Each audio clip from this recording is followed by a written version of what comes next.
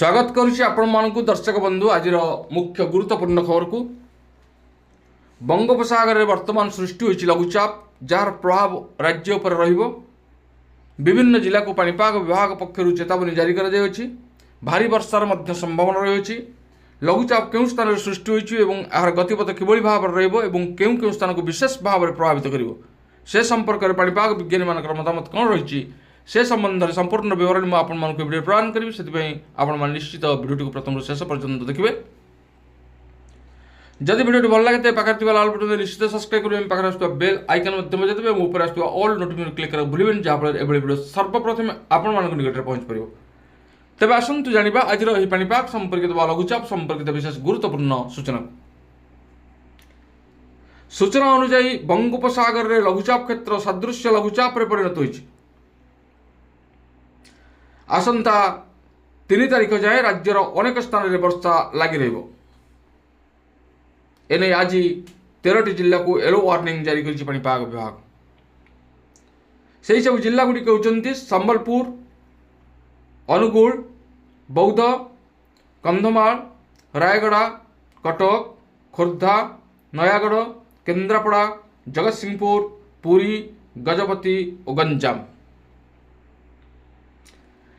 यही सब स्थान में बिजुली घड़घड़ी सह प्रबल वर्षा होवार संभावना रही है।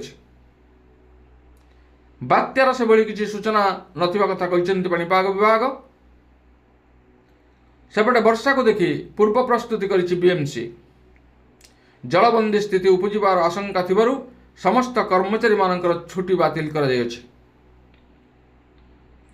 सेहि भली मुकाबिला पई 24 घंटिया कंट्रोल रूम मध्य खोला जायछि।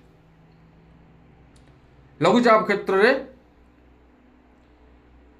बात्यार परिणत न हो पारे किंतु जेबे सदृश्य लघुचाप क्षेत्र सृष्टि होइछि जहाँ उत्तर और पश्चिम उपकूल मुहां होइछि यार प्रभाव में आज और आसंता काली भारी वर्षार आकलन कर भारतीय पाणीपाग विभाग आईएमडी जार प्रभाव गतकाली देखा मिल जार प्रभाव गतकाली आमको देखा मिली। गत 24 घंटे ओडिशार अनेक स्थान में विशेषकर उपकूल उत्तर उपकूल जिला गुड़िक और पार्श्ववर्ती आभ्यंतरीण जिला गुड़िक वर्षा देखा मिली। किसी जिला को ऑरेंज वार्निंग जारी कर राज्य में विस्तृत वर्षा आकलन कर पाणीपाग विभाग जो जिला गुड़ी को येलो वार्निंग जारी कर 7 ରୁ 11 सेंटीमीटर वर्षा होवार आशंका कर पाणीपाग विभाग।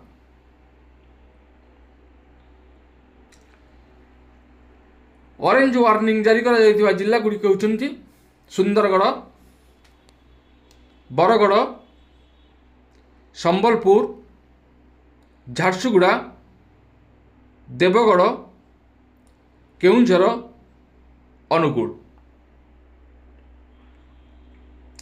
आसंता काली मध्य उत्तर उपकूल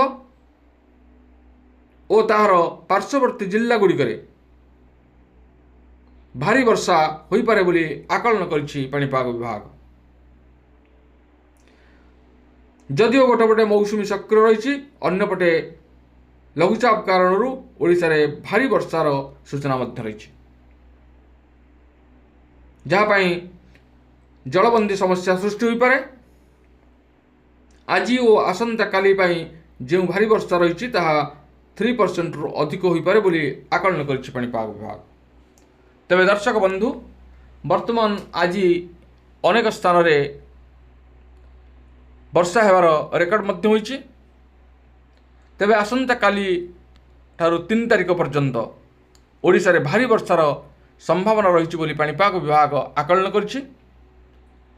तेज जहाँ हो आमको सतर्कता सहित ए लघुचापर मुकाबिला करने को लोक मानकर अनेक समस्या अच्छी ता मध्य जदि वर्षा हुए तो चाषीबंदी लोक हैरान हो पारती। तेज आग को ग्रीष्म प्रभाव बढ़ो और भीषण ग्रीष्म प्रभाव सामना आमको करा पड़ो। तेणु आग को कालबैशाखी बात्या एमती अनेक प्राकृतिक दुर्विपाक आमको देखा पड़ पारे। तेबे ये आज पाणीपाग संपर्कित लघुचाप संपर्कित विशेष गुरुत्वपूर्ण सूचना आज पुणी देखा आगामी वीडियो रे। रोची धन्यवाद नमस्कार।